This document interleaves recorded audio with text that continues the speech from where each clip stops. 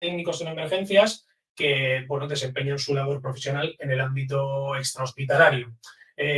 Al final de la ponencia hablaremos sobre el curso, pero bueno, vamos a lo que nos incluye esto, que sería pues, la necesidad formativa en control de hemorragias que nos encontramos actualmente, ¿sí? El control de hemorragias tenemos que entender que viene exportado, por decirlo de alguna manera, de Estados Unidos, ¿sí? Desde el año 2012, tras pues el episodio trágico de Sandy Hook, en el año 2012 se crea el Consenso de Hartford, que es el que empieza a trabajar un poco en el tema del control de hemorragias enfocado al entorno civil, ya que el entorno militar tiene mucho más tiempo y, bueno, como conflictos bélicos en los que estaba incluido el ejército americano, pues empezaron a trabajar en protocolos, en materiales y demás. Entonces, a través del Consenso de Hartford, lo que crean es el programa Stop the Bleed, que un poco lo que busca es formar de manera, por decirlo así, indiscriminada a toda la población posible en el manejo básico del control de hemorragias, ¿sí?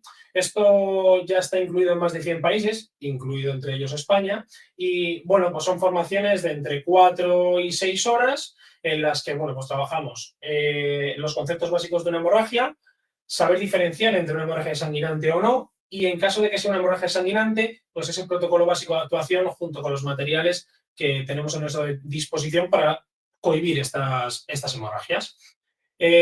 Como os decía, este programa Stop the Bleed viene regulado, viene lanzado con un lema muy importante que es cualquiera puede salvar una vida si controla una hemorragia.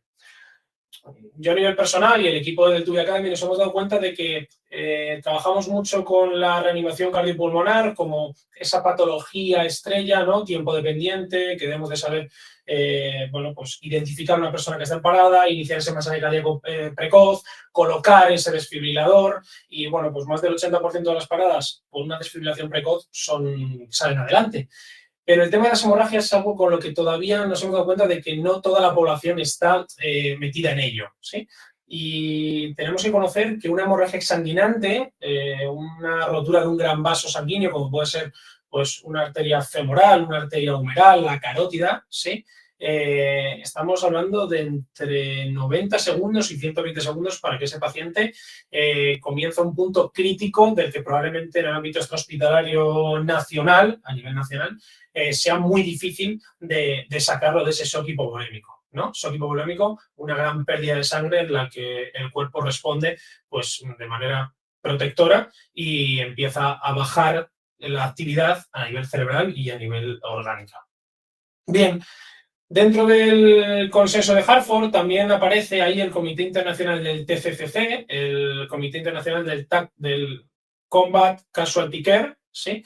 Que regula un poco, traído todo desde el ámbito militar, cómo se trabaja en el ámbito del control de hemorragias y qué dispositivos cumplen una serie de condiciones mínimas para poder usarse de manera segura.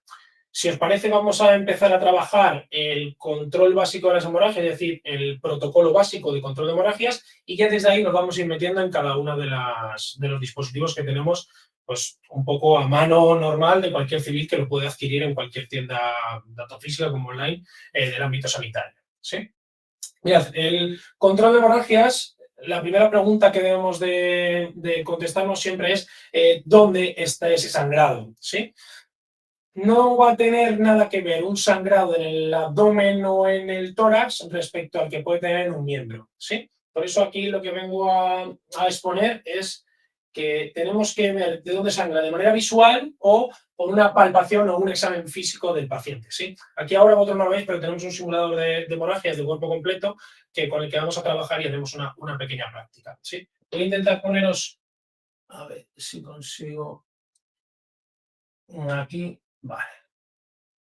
¿Lo estáis viendo en pantalla, el simulador?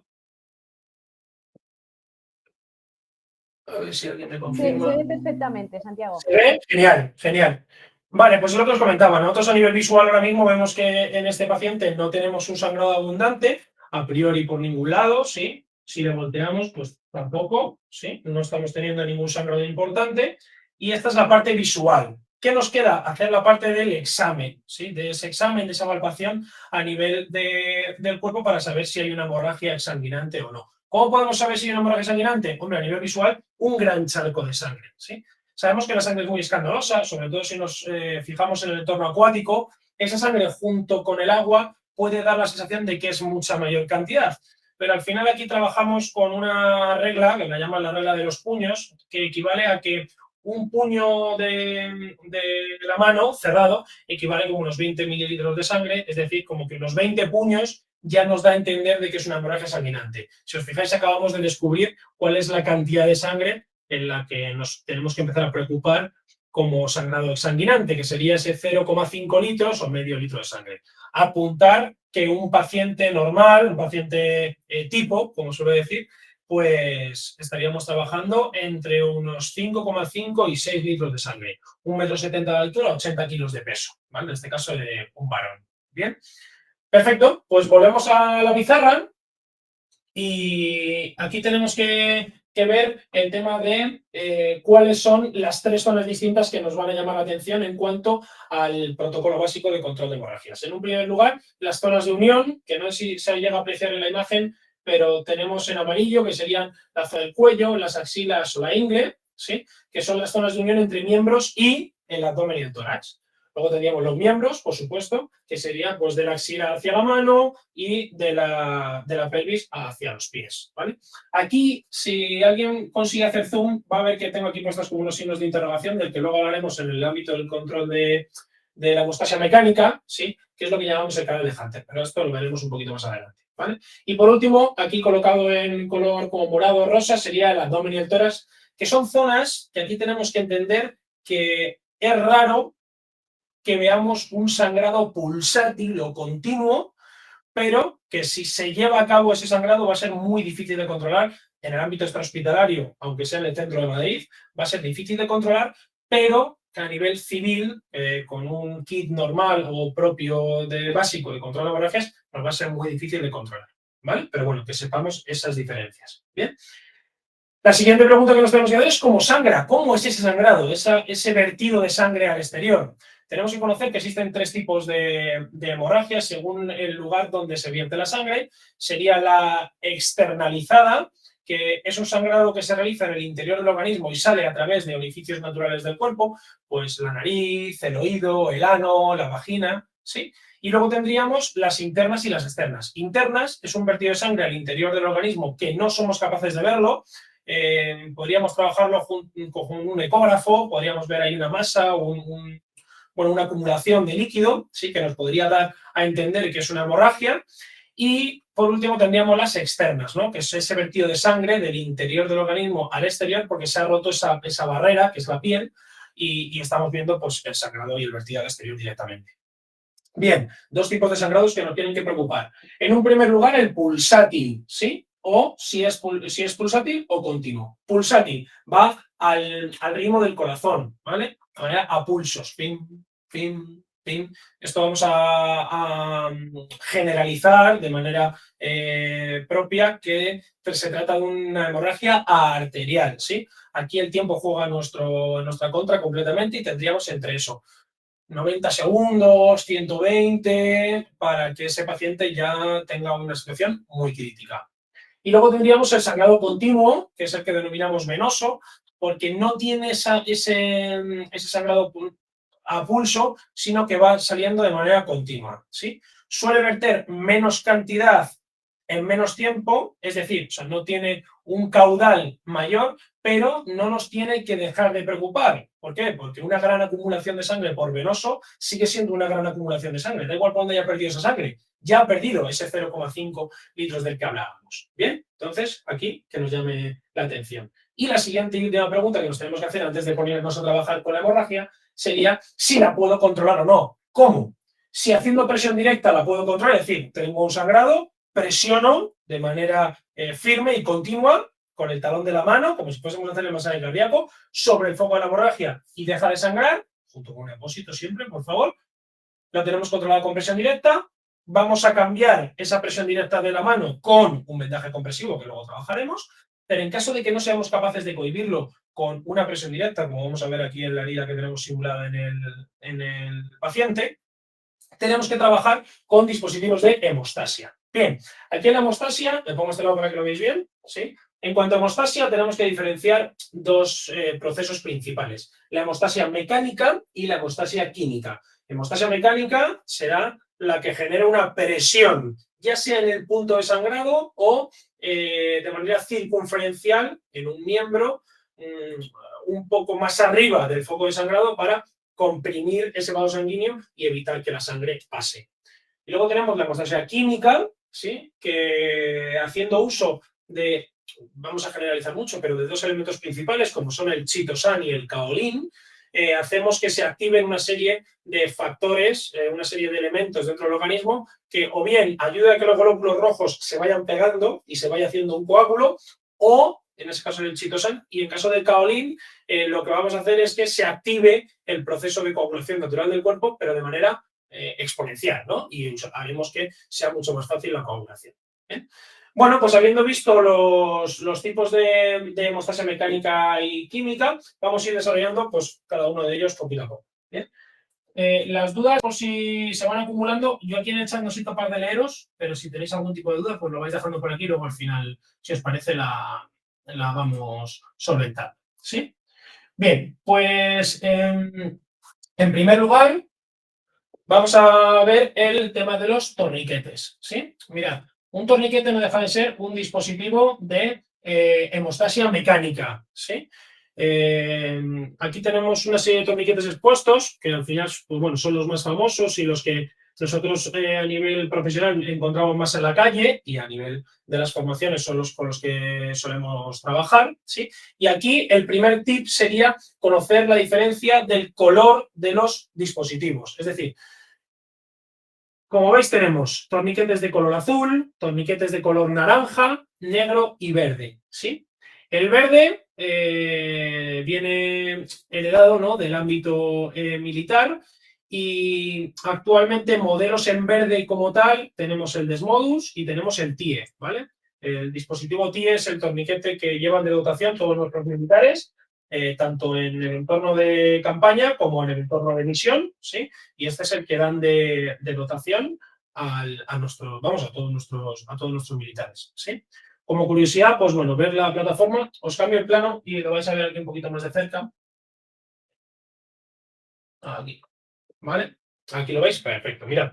La diferencia del TIE al resto de torniquetes que vamos a ver durante la jornada de hoy va a ser la plataforma, ¿sí? Como veis, la plataforma pues tiene una serie de cierres, de villas, de pliegues aquí plásticos, que va a hacer que el vástago no le permita girar en ninguna de las direcciones una vez lo introduzcamos, ¿vale? No penséis que es muy rígido, esto es cuanto menos frágil, ¿sí? Nosotros es un torniquete que, bueno, no os termina de convencer del todo, pero al final es el de dotación y es con el que tienen que saber trabajar pues todos nuestros militares, ¿sí? Pero bueno, vamos desde el principio y vamos a ver el torniquete CAT, ¿sí? Combat Application Tourniquet, que es el torniquete, bueno, por excelencia, el que la mayoría de los usuarios usan y es el que yo, a mi parecer, y por parte del equipo de TUI Academy, recomendamos para su uso pues, cotidiano, tanto en el entorno hospitalario como en el vehículo propio, como tenerlo en casa, como bueno, pues en diferentes situaciones, ¿no? Mirad, el torniquete tiene diferentes partes, ¿vale? El torniquete tiene, en un primer lugar, la plataforma, ¿sí? Que es esta pieza plástica rígida. Tenemos la hebilla, que es una hebilla también plástica que viene aquí termosellada, ¿sí? Y tenemos el vástago, que va a ser el elemento que genere la presión circunferencial a base de la constricción de esta banda interior que va por todo el interior de la banda, ¿sí? La colocación de un torniquete es sumamente sencilla, ¿sí? Ya que, a ver, me voy a poner aquí un poquito a este lado para que lo veáis. Lo voy a colocar aquí en el brazo, ¿sí? Y lo único que debemos hacer es, la mayoría de los torniquetes funcionan de la misma manera, ¿sí? Introducimos la banda por la hebilla, ¿sí? Es recomendable siempre que la hebilla vaya hacia el interior del cuerpo, y colocamos un primer jalón. Este primer jalón es el 80% de la eficacia del torniquete, es súper importante, ¿bien? Y una vez lo tengamos ahí colocado, simplemente tenemos que girar el molinete hasta que deje de sangrar. ¿Bien? Una vez hayamos hecho la presión suficiente para que deje de sangrar, el molinete, ¿sí?, se asegura dentro de la plataforma plástica. Ay, no me estoy viendo, me ha pillado la cámara a mí. A ver si me quita la cámara. Perdón, que me ha pillado la cámara aquí con... ¡Ah! Venga, ahí, ahí está, perfecto. Os bajo un poquito el plano. Perdón, Aquí, ¿vale? Bien, como decía, tenemos el molinete introducido dentro de la pieza plástica de la plataforma y aquí tenemos dos opciones. O bien cerrar con la banda del tiempo ya, ¿de acuerdo? Y ya se queda aquí asegurado, ¿bien? O nuestra recomendación siempre sería terminar de pasar la banda por el interior de la hebilla, volver a salir en la dirección contraria y de esta manera cerrar ya con la banda. Bien, como veis, el molinete se ha quedado asegurado con la banda, de tal manera de que ya sea prácticamente imposible que se salga. Bien, perfecto, pues habiendo conocido o habiendo explicado el proceso básico de la colocación del torniquete, ¿sí?, vamos a ver los diferentes tipos y a partir de aquí ya cada uno de los usuarios pues que decida cuál es el que más le convence y demás. Nosotros siempre recomendamos bueno, pues formarse en este ámbito de manera presencial en un curso de control de hemorragias que recoge el programa Stop the Bleed. Hay algunos gratuitos, pero vamos, el precio del programa Stop the Bleed no debería de superar los 25 euros. Esto lo regula el comité, vamos, el Comité Internacional del Stop the Bleed regula que los instructores acreditados por el programa Stop the Bleed y las instituciones que están acreditadas para su impartición no debería de superar el precio de $25, 25 euros, ¿sí?, en concepto, bueno, pues del gasto que genera la formación. No obstante, que sepáis que hay bastantes gratuitos en este aspecto. Nosotros solemos sacar programas gratuitos, pues sobre todo pues para equipos de voluntarios o para fuerzas y cuerpos del Estado, alguna vez hemos sacado alguno, pues a modo de que la formación en esto es sumamente importante. Bien, habiendo conocido el tipo CAD, nos tenemos que ir al tipo SAM-XT, ¿vale? El modelo SAM-XT. Mirad, la diferencia entre el modelo SAM y el modelo CAD, ¿sí?, es este pretensor mecánico, ¿sí? Hemos visto que, de nuevo, pasamos la cinta por dentro de la hebilla, ¿sí? ¿Veis que el funcionamiento es lo mismo? Y esto tiene un molinete y una pieza plástica igual. ¿Lo vemos? ¿Sí? Bien, pues una vez hemos colocado la banda alrededor del miembro, y vamos a hacer ese primer jalón, si escuchamos, ese clic lo genera este pretensor mecánico. Bien, el pretensor mecánico lo que hace es que lanza unos dientes que pasan por estos agujeritos que tiene la banda, de manera de que nos marca cuál es la presión necesaria inicial de ese jalón, ¿sí? Bueno, a mí es un dispositivo que nos gusta bastante dentro del equipo y lo único que sí que no nos termina de convencer para el entorno, bueno, forestal o entornos donde se pueda ver ensuciado por polvo, por piedras, por algún tipo de suciedad, porque a lo mejor este pretensor mecánico en el interior, pues si entra algo de polvo o algo de suciedad en el interior, puede no funcionar correctamente. ¿Sí? Como veis, el torniquete tipo SAM. Y luego, por último, me gustaría mostraros el torniquete Desmodus, sí, que es una marca brasileña. Aquí en España creo que la distribución todavía está en proceso, ¿sí? Pero bueno, es un torniquete que une, yo creo que lo mejor de los dos modelos, ¿sí? Es un torniquete meramente manual, ¿sí? No tiene piezas mecánicas como puede ser el SAM, y simplemente introducimos la banda por dentro de la hebilla, colocamos, como recordad, el cierre siempre hacia el interior, ¿sí?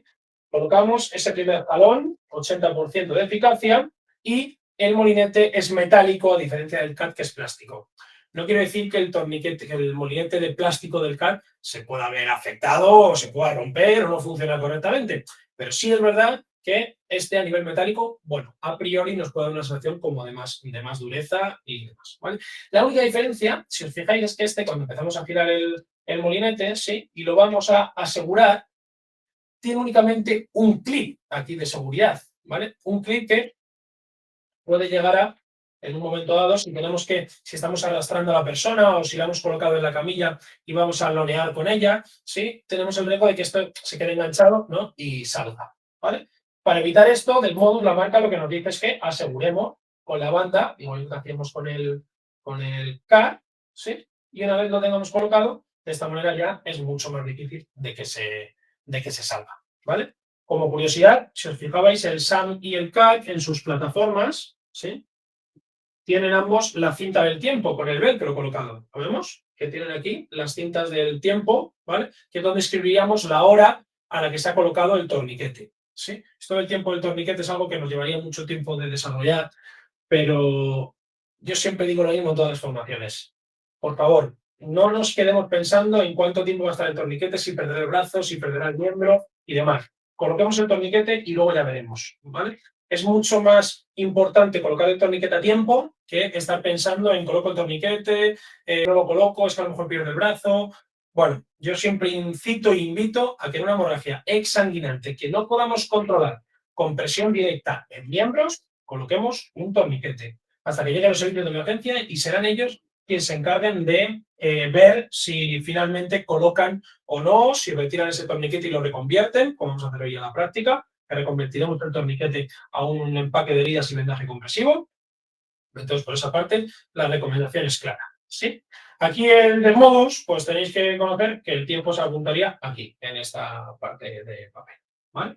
Existen multitud de modelos de torniquetes. Actualmente, por el conflicto bélico que tenemos entre Ucrania y Rusia, ha habido fabricantes ucranianos que han creado sus propios torniquetes, serían los DIN Pro, ¿vale? Muy buenos, nosotros los hemos probado y nos convence bastante, ¿sí? Entonces, bueno, pues a partir de ahí yo siempre digo, practicad con uno y con el que entrenéis será el que tengáis que usar, ¿vale? Y el que tengáis que portar.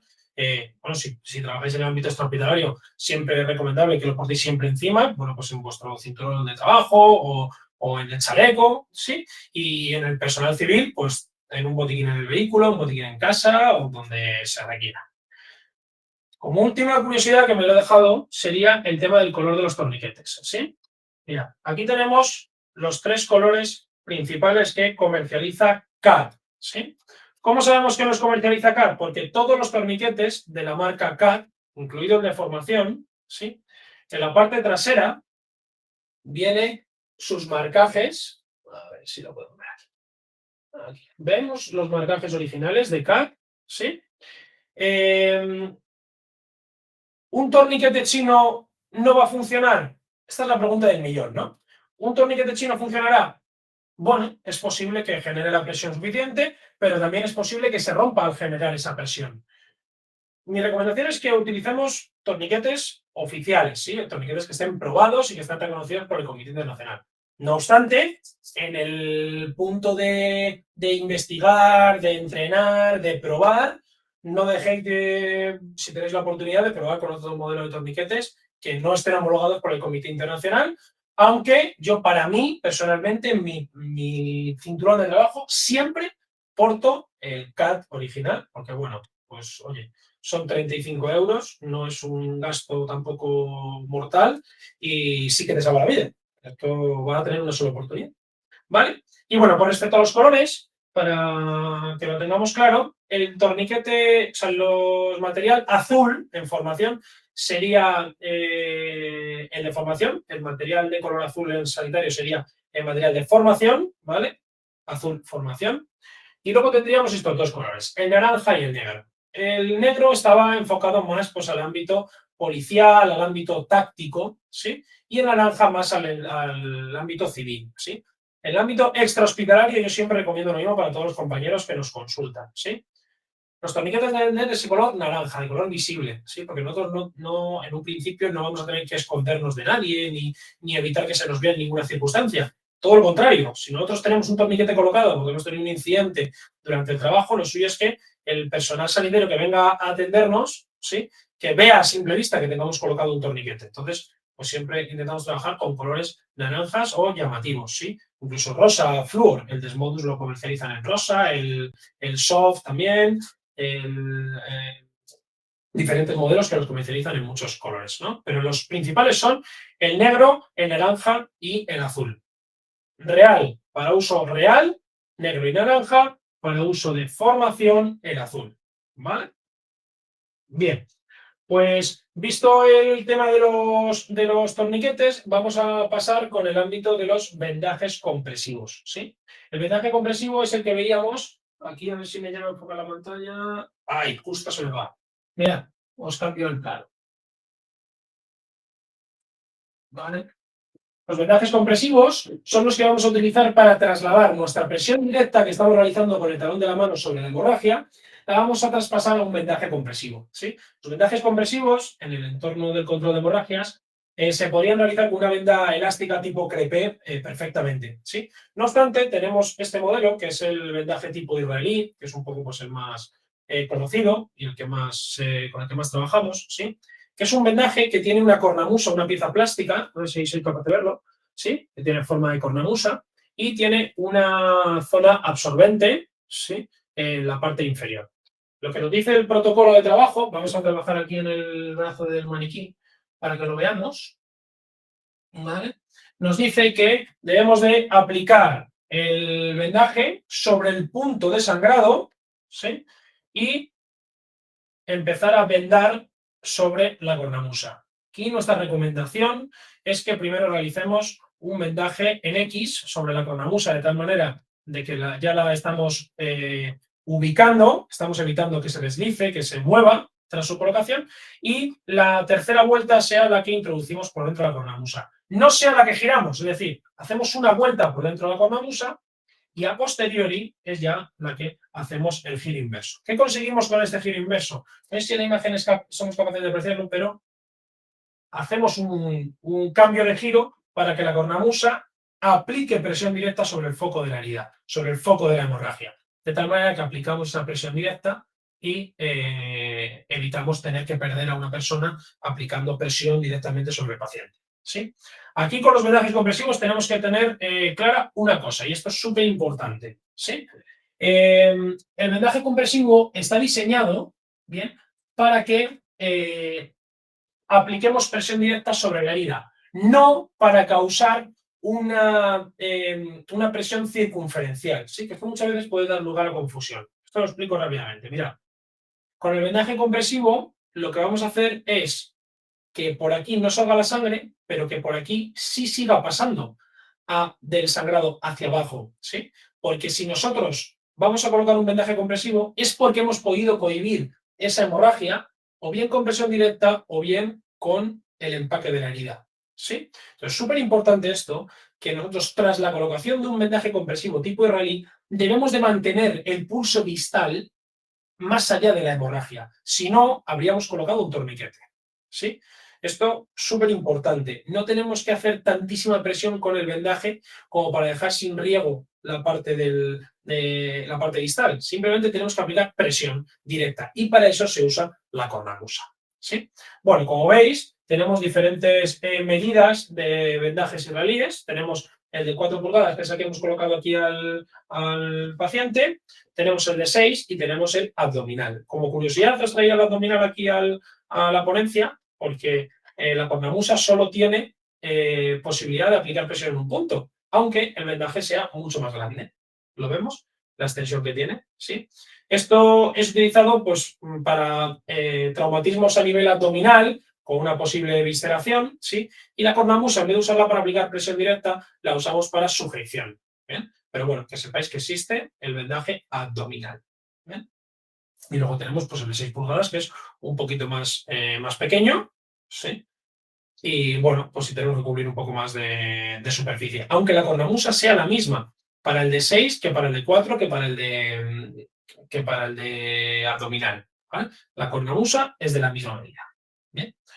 Bueno, pues teniendo esto claro, con los vendajes compresivos, tenemos que pasar a la parte de el empaque de la herida y los dispositivos que nos ayudan a hacer esa hemostasia química, ¿sí? Como os decía, existen dos tipos principales, que es el chitosan y el kaolin, que son los productos principales que llevan impregnados estos dispositivos. Y bueno, pues aquí la marca por excelencia, ¿sí?, sería Celox, ¿sí? Voy a intentar a ver si puedo enfocar ahí en la mesa, que lo veremos un poco mejor.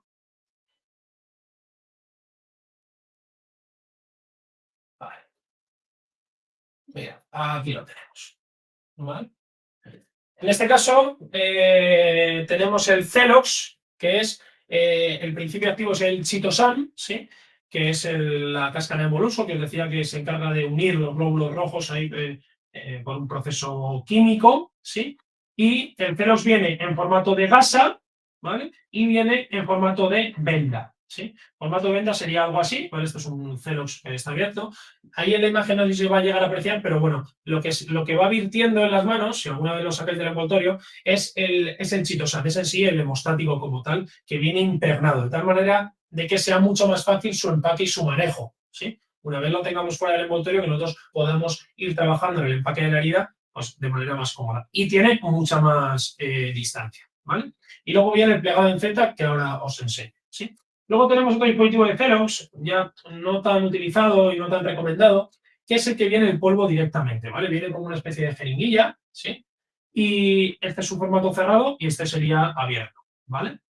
En el formato de jeringuilla simplemente pues debemos de retirar el tapón de seguridad, ¿sí? Y como vemos, pues a través de apretar con el vástago iría saliendo y rellenando el hueco, ¿sí? Con este polvo hemostático, ¿sí? Os digo, no muy recomendado y las últimas recomendaciones hablan de que el agente hemostático debería de ir impregnado en algún tipo de gasa o de venda, de tal manera de que su retirada a nivel sea, o sea, a nivel de quirófano, si a nivel quirúrgico sea mucho más sencillo y no se nos complique tanto la retirada, ¿vale? Bueno, aquí veis cómo vienen los vendajes israelíes cerrados que vienen envasados al vacío. Mucho cuidado y es una recomendación y es un tip que debemos de saber, es que traen doble envoltorio, es decir, se trae este envoltorio que vemos por fuera y dentro otro envoltorio transparente. Entonces, para acceder al vendaje debemos de abrir dos envoltorios al vacío. Esto con las manos llenas de sangre, sucias y demás, pues nos va a ser complejo y esto debe ser entrenado por los equipos que estén especializados en este tipo de patologías. ¿Vale?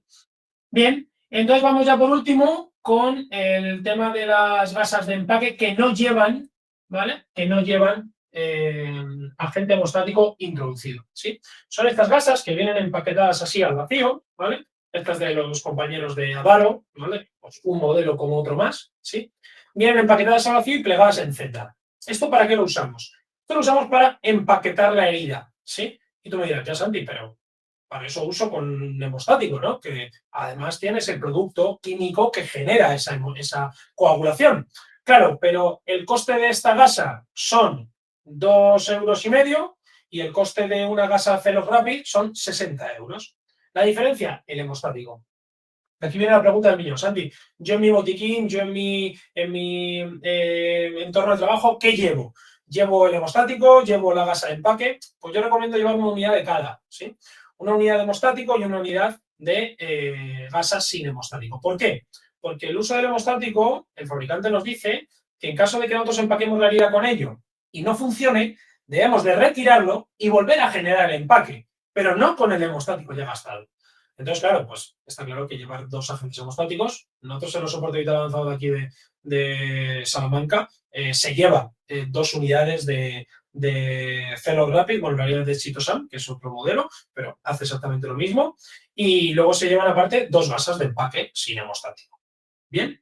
Bueno, ¿para qué vamos a utilizar esta gasa? Pues para empacar la herida, para rellenar ese hueco y hacer que la sangre se encuentre un punto muy cercano al vaso que se ha roto para que deje de salir, que choque contra algo, ¿sí? Si ese algo es un material muy absorbente, pues iremos absorbiendo la sangre que hay en el lugar y a partir de ahí empezaremos con la presión directa y al final el sangrado va a ceder por la presión directa que estamos generando. Pero si nosotros generamos presión directa sobre la piel y la hemorragia está aquí, ¿sí?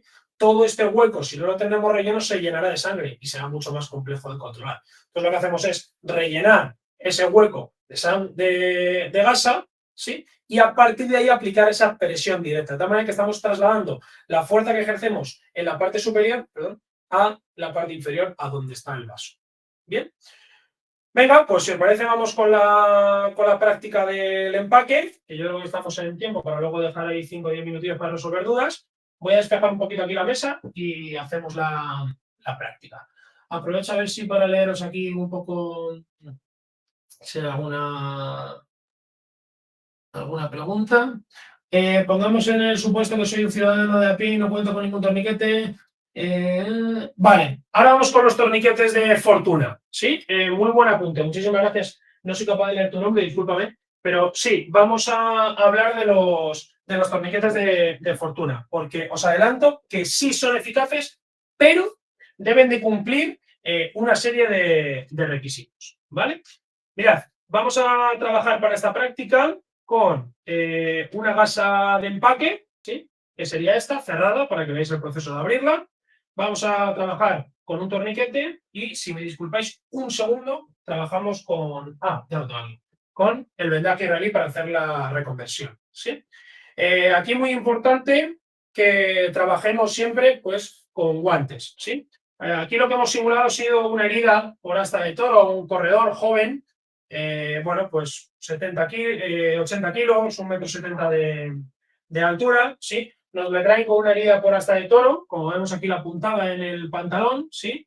Y es como os decía, ¿no? A nivel visual no estamos viendo un sangrado pulsátil, ¿sí? Aunque si nosotros empezamos a palpar, vemos que estamos teniendo un sangrado activo, ¿vale? ¿Lo vemos? Hay un sangrado activo, entonces la recomendación sería el abrirnos con la tijera y dejar expuesta nuestra herida, ¿sí? Bueno, como vemos es una herida de grandes dimensiones, ¿sí? Estamos teniendo un sangrado por la parte superior, me está dando para ver, aquí por la parte inferior también, ¿lo vemos? Sí, no sé si está viendo en cámara, bien. Entonces el primer paso sería, como hemos dicho, intentar controlarlo con presión directa, pero como vemos no somos capaces, ¿sí?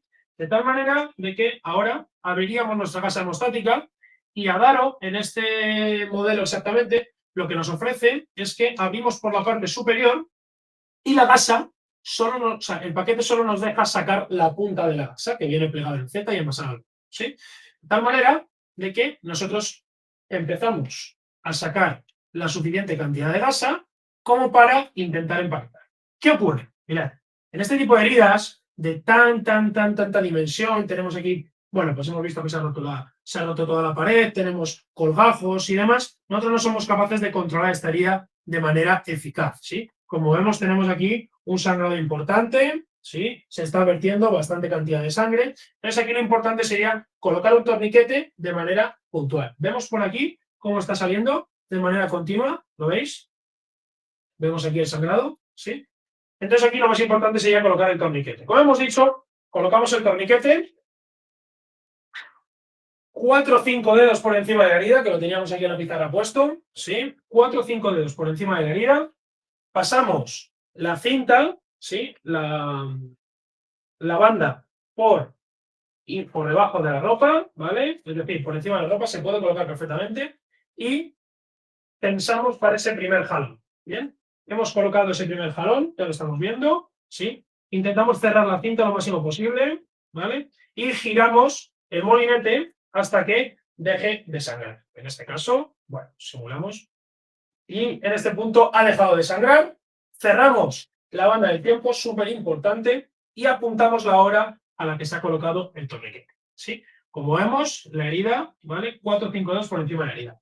Aquí una cosa súper importante que tenemos que tener en cuenta es que el torniquete tiene que evitar las articulaciones. Entonces aquí ya la pierna del paciente no nos daría más. Entonces esto se coloca alto, lo más alto posible, todo lo que te deje la pierna y bien apretado, ¿sí? Bueno, una vez hemos cohibido la hemorragia, vemos que podemos trabajar en ella, ¿sí? Ya no tengamos ese sangrado. Si es posible, tenemos tiempo y podemos trasladar a ese paciente de manera segura a un centro sanitario útil, ¿sí? Pues podemos proceder a ese empaque. Mirad, en el empaque es súper importante que protejáis vuestros dedos, ¿sí? Con unas pequeñas vueltas de gasa, de tal manera de que al introducirlo evitéis pincharos con algún tipo de hueso que se haya podido ver astillado por el traumatismo. En este caso, una herida por asta de toro en movimiento es complejo, ¿no? Que llegue a fracturar el fémur, pero bueno, por la caída, por lo que sea, ¿sí? Pero simplemente lo que vamos a hacer es ir rellenando la herida, ¿vale? Todo el hueco, todo lo que nos sea posible, ¿sí? Nos vamos dando gasa. No estoy viendo la pantalla, confío en que se esté viendo bien, ¿sí? Por aquí, ¿vale? Intentamos rellenar hacia el foco de sangrado, ¿vale? Tendríamos que ser capaces de ubicar el foco de sangrado y lo iríamos rellenando, ¿bien? Como veis, a medida que yo voy tirando el envoltorio, la gasa que hay dentro no se me empapa de sangre, queda ahí protegida, ¿sí? Esto la verdad que con los compañeros le dar un 10 porque facilita bastante la maniobra. Bien, aquí es súper importante que, como veis, mi mano derecha, sí, vosotros estáis viendo la mano derecha, imagino, no deja de aplicar presión en el punto y lo que hacemos aquí es ir rellenando todo el hueco, toda la zona, ¿vale? De tal manera de que vamos a evitar pues, infecciones, vamos a evitar cualquier tipo de... ¿Veis cómo se ha salido justo la gasa del empaque, del paquete? Sí, esto es lo que tendríamos que evitar. Pero bueno, trabajando en un entorno así con estrés y demás, os adelanto que va a ser bastante complejo. Bien, una vez hayamos terminado de hacer este empaque, con la gasa que nos ha sobrado simplemente tendríamos que aplicar presión directa. ¿Qué ocurre? Que en una herida de tantas dimensiones lo que tendríamos que usar las dos manos. ¿Y qué hago yo ahora? ¿Me voy con la persona así, yo sujetando aquí en la ambulancia con el traqueteo y tal igual? No, vamos a generar un vendaje compresivo sobre la herida de tal manera de que no tengamos que gastar a un sanitario aplicando presión directa aquí y podamos estar haciendo pues, labores de apoyo a enfermería, de acceso venoso, de acceso intraóseo o similar. ¿Vale? ¿Cómo vamos a hacer esto? Pues simplemente cogemos nuestro vendaje compresivo, abrimos con el abre fácil, por lo que el fabricante dice que es abre fácil, ¿sí? Y como veis, tiene este segundo envoltorio, ¿vale? Al vacío, ¿sí? Abrimos el segundo envoltorio, más al vacío, ¿sí? Y comenzamos con el vendaje. ¿Dónde estaba el foco de la hemorragia? El foco de la hemorragia se encontraba en este lado, ¿sí? Aquí lo está poniendo, ¿vale? Pues la cornamusa ha de ser colocada sobre el foco de la hemorragia, ¿sí? A poder ser, más o menos, ¿vale? Aquí va a ser difícil trabajar con la pierna del paciente, si el paciente encima está consciente, todo esto es muy doloroso. Entonces, bueno, pues esto aquí en el muñeco se hace muy bien, pero en la realidad se nos complica hasta el punto de que necesitamos más manos, ¿sí? Bueno, como veis, hemos dado una primera vuelta, que hemos pasado por este lado de la cornamusa, vamos a dar una segunda vuelta, que nos ubicará la cornamusa, y ahí como detalle, que sepáis que los vendajes israelíes de marca, por llamarlo de alguna manera, vienen con un punto de sutura, ¿vale? O con un punto de costura, perdón, que evita que a mí se me vaya desenredando el vendaje, ¿vale? De la manera que en una situación de estrés, pues nos sea mucho más sencillo el poder trabajar con él. Hemos dicho una vuelta por cada lado de la cornamusa. La última, o sea, la siguiente, perdón, la introducimos por dentro de la cornamusa. Y la siguiente, volvemos por dentro de la cornamusa, pero invertimos el sentido del giro. De tal manera de que ahora simplemente apliquemos presión sobre la cornamusa. ¿Vale? Como hemos dicho, no es un vendaje extremadamente compresivo, simplemente es aplicar presión, un vendaje con presión, ¿sí? Y por último, os lo pongo por aquí para que lo veáis, llevad estas pinzas de plástico con estos dientes, ¿sí? No sé si llegan a aparecer en la imagen, ¿vale? Que lo que nos hace es que se quede anclado, ¿vale? Sobre una vuelta, metéis los dientes, es que a ver si me sale la imagen, si no ahora lo acerco, ¿vale? Vamos a simular que se nos queda por aquí. Y una vuelta, con que lo metéis en la última vuelta es suficiente. Y esto lleva como una especie como de dientes, ¿sí? Que evita que esto se salga y se quede bien colocado. Como vemos, no hemos sido capaces de cubrir toda la herida con el vendaje. Pues es tan sencillo como terminar de hacer el vendaje con una venda crepé, ¿sí? Una venda elástica, ¿sí? Y bueno, pues hasta aquí todo lo expuesto por mi parte. Espero que se haya visto bien, que haya sido de utilidad. Y a partir de aquí, pues quedo para ruegos y preguntas, ¿sí? No sé si, compañeros, si ellos pueden hablar o hay que verlas del chat. Voy a limpiar con vuestro permiso, ¿eh? Vale. Perfecto, ya estoy yo por aquí también. Nada, Vale, si estoy leyendo un poquito las preguntas, la verdad es que ha habido bastantes. Eso vale. sí, mucho interés, eso está muy bien.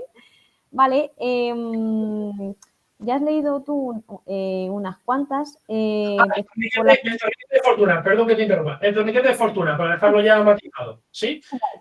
El torniquete de fortuna, el Comité Internacional nos habla de que son útiles, siempre y cuando cumpla una serie de requisitos, ¿sí? El torniquete de fortuna debe de cumplir dos requisitos principales. Uno, que tenga una superficie de más de 2 pulgadas, es decir, como de unos 3 dedos, que si nos fijamos es la superficie de la cinta del torniquete, ¿vale? Aproximadamente, ¿vale? Aquí lo vemos, ¿sí? 2 dedos, 3, ¿vale? Que sea un elemento no elástico, ¿vale? Tiene que ser un elemento rígido. Pues puede ser una eslinga, puede ser una correa, no sé, a modo de fortuna, pues todo lo que se os ocurra. Y segundo, que sea lo suficientemente rígido, pero no tanto como para poder introducir un elemento rígido, perdón por repetirme tanto, un elemento rígido, que es lo que nos haga de molinete, ¿vale? Que es lo que hace esta pieza en el caso del CAD, ¿sí? Y el proceso para generarlo sería sencillo. Pasamos un primer bucle por el miembro, colocamos, o sea, hacemos un nudo, colocamos el elemento que nos ayude a generar las vueltas y otro nudo encima, de tal manera de que nosotros cuando empecemos a girar generemos esa presión circunferencial porque se constriñe la cinta primaria, ¿sí? Entonces, bueno, a modo de fortuna, antes que no tener nada, por favor, hagamos un torniquete de fortuna, pero mucho cuidado con que la superficie de contacto con el miembro sea de esas 2 pulgadas mínimo. Bien, y luego el último requisito es que se pueda fijar el molinete. Como veíamos aquí, el molinete cuando nosotros dejamos de girar, ¿sí? Simplemente se queda aquí pillado. Esta pieza en uno de fortuna, pues tendremos que hacer nudos o similar, ¿vale? Pero sí, vamos a intentar evitar, ¿no? ese tipo de perfiles que nos dicen que los torniquetes de fortuna no funcionan, ¿vale? Porque sí, y lo reconoce el Comité Internacional, ¿vale? Venga. Y esto, a razón de esta explicación, si se utilizara como torniquete un objeto que no cumple esos requisitos, ¿podría incluso empeorar el sangrado o en el peor de los casos, bueno, en el mejor de los casos no hacemos nada? Sí, bueno, o sea, sería eficaz en un primer momento, sí. Tened en cuenta que el cuerpo, tú aplicas esa presión y a lo mejor en los primeros minutos sí que funciona, pero a priori, pues la masa muscular se va dando de sí. Ten en cuenta que el corazón no deja de querer pasar sangre a raíz de ese tapón que tú le has puesto. Entonces buscará pues, otras vías por las que pasarlo, pero bueno, intentará compensar, ¿vale? Nos hablan de esa superficie porque es la que aplica la presión suficiente para aplastar la arteria, ¿sí? Claro. Si nosotros ponemos un cable, no estaríamos aplicando la presión suficiente, ¿sí? Esto al final es el área de presión que genera, ¿vale? Fenomenal. Vale, pues continuamos con las preguntas. A ver.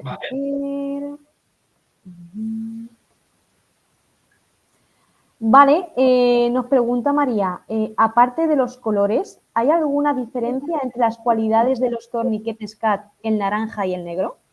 No. O sea, el dispositivo es exactamente el mismo, lo único que cambia es el color de la tela. Exactamente lo mismo. Exactamente lo mismo. Vale, fenomenal. Nos pregunta también María Pilar Dueso, me imagino que cuando hacéis los torniquetes el afectado ya está bastante en shock, pero mi pregunta es, de 0 a 10, ¿cuánto dolor tiene por estar con el torniquete puesto? Igual es una tontería, pero siempre he pensado que tener una presión tan fuerte debe ser muy molesto. No, ninguna pregunta es tontería, compañera. ¿El torniquete es doloroso? Por supuesto que sí, ¿vale? El torniquete cuando se coloca es doloroso, pero del 1 al 10 yo lo describiría como un dolor de, no sé, 6, a lo mejor, 5 o 6, una cosa así. Tened en cuenta que el torniquete en esos 90 segundos, 120, que estábamos hablando de una hemorragia sanguinante, o puede ser una herida por esta de toro a nivel femoral. Este simulador lo usamos en los cursos que hacemos para los compañeros que cubren los eventos taurinos y siempre decimos lo mismo. 90 120 segundos va a ser muy difícil que haya un equipo sanitario a tu lado. Ya no hablamos de una hemorragia traumática por una caída o por un atropello o por una caída en moto. Es imposible que un equipo de emergencias llegue en 120 segundos. Bueno, imposible. Es muy poco probable, ¿sí? Entonces, el torniquete se ha de colocar lo antes posible. Si nosotros llegamos pasados esos 120 segundos, esos 2-3 minutos, 7, el SAMU de Madrid, en el mejor de los casos, de 3 a 7 minutos tiene la media, en 4 minutos el paciente con una hemorragia exsanguinante, es decir, un sangrado pulsátil a nivel arterial, femoral, humeral o carótida, ya vamos a estar trabajando con un paciente en un shock hipovolémico, en el que vamos a tener que hacer una reposición de fluidos, en la que vamos a tener que aplicar una serie de medicación, pero el torniquete va a estar. O sea, nosotros visualizamos la hemorragia y colocamos el torniquete de manera inmediata. ¿Vale? No sé si he resuelto tu duda. Fenomenal. Vale, pues pasamos a la siguiente pregunta. Nos pregunta Jorge, ¿hay alguna manera recomendable de retirar esas gasas de empaque de la herida una vez el sangrado ya está controlado?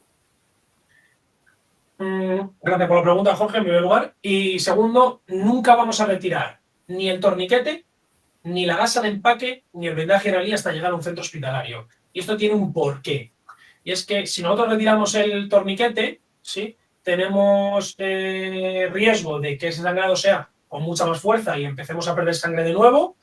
El retirado de las gasas y el vendaje compresivo se va a realizar muy probablemente posterior a una imagen diagnóstica, es decir, pues a un TAC, a un escáner, incluso a una placa, ¿sí?, para ver la magnitud de la herida en el interior del miembro, ¿sí?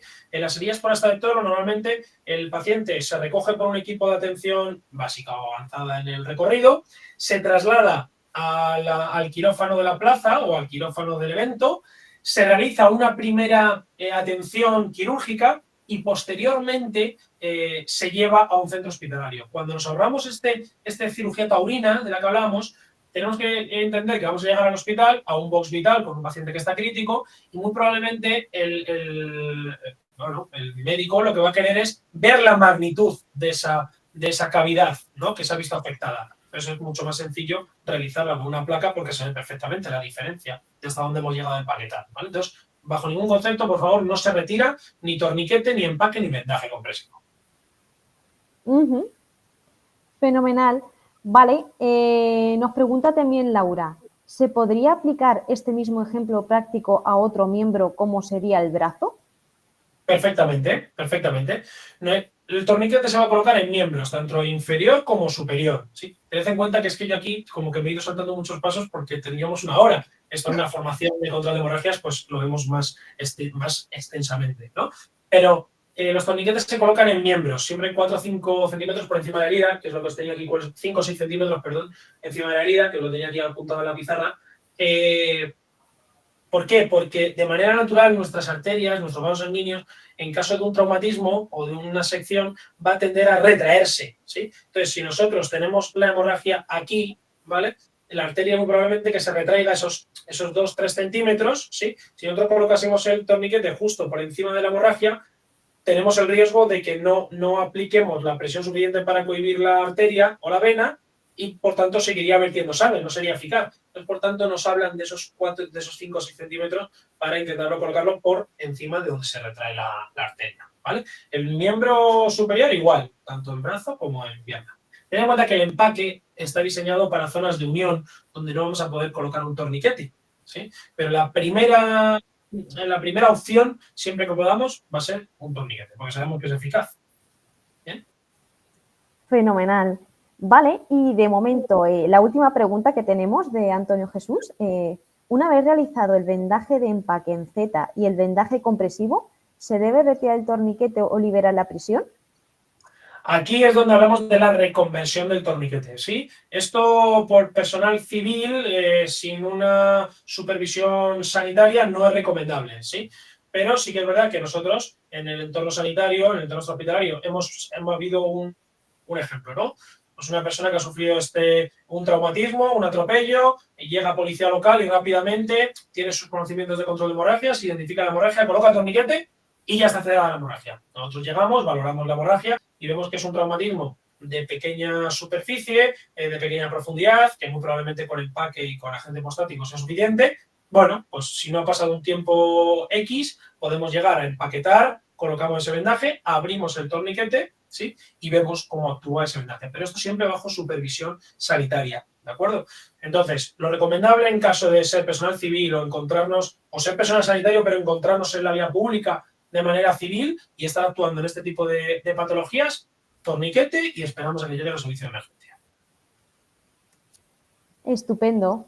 Pues si no hay ninguna pregunta más, Bueno, aquí la gente diciendo que muchas gracias, que muy buena clase, muy práctica. La verdad es que coincido con ellos. Una clase totalmente magistral sobre ese control de hemorragias. Oye, aplicable no solo a cualquier sector sanitario, sino también a nivel de calle, que yo creo que es una sesión que sería imprescindible incluso para que nos llegara a nivel ciudadano, ¿no? La verdad es que lo que hablábamos, cuando la RCP, el control de hemorragias tendría que ir de la mano en cuanto a formación sanitaria para todos los públicos. Efectivamente, eso es. Y por último, si me permites, claro. bueno, contaros por último el tema del programa ITIGUA. Está enfocado para, como os decía, pues para el personal que trabaja en nuestra hospitalaria, pues tanto técnicos de emergencias, enfermeros, incluso médicos. Hemos tenido algún médico con nosotros en anteriores ediciones. Y nosotros es una formación que tenéis en internet, como podéis buscarnos, ITIGUA o en nuestras redes sociales de TUI Academy. Y es una formación que dura 3 días. Empezamos el viernes por la tarde y terminamos el domingo, ¿sí? Y bueno, pues una formación inmersiva enfocada mucho a la simulación clínica, donde creamos pues espacios para que los equipos vayan trabajando. Incluimos pues talleres de control de hemorragias, pues de atención inicial al trauma, del politrauma, el manejo de dispositivos de control cervical, el tablero, colchón, la lona y diferentes técnicas, incluido el tema de la vía aérea supraglótica. Entonces, para todos los que se hayan conectado aquí, esto es un regalo que os hacemos para todos, ¿sí? Si alguno está interesado en acudir a la siguiente edición, pues con el código este de CMTS10, si lo introducís en la pasada de pago, pues tenéis un descuento para la matrícula de la formación el próximo 19, 20 y 21 de diciembre en Navaluenga, ahí en el entorno donde lo solemos hacer. Y esto es todo. Nada, fenomenal. Espero que tengas mucho éxito en la formación, que estoy segura de que sí. Muchísimas gracias por la información. Gracias. Y nada, con esto finalizamos la sesión. Muchísimas gracias, Santiago, por tu tiempo. La verdad es que ha sido una clase estupenda. A mí me ha encantado.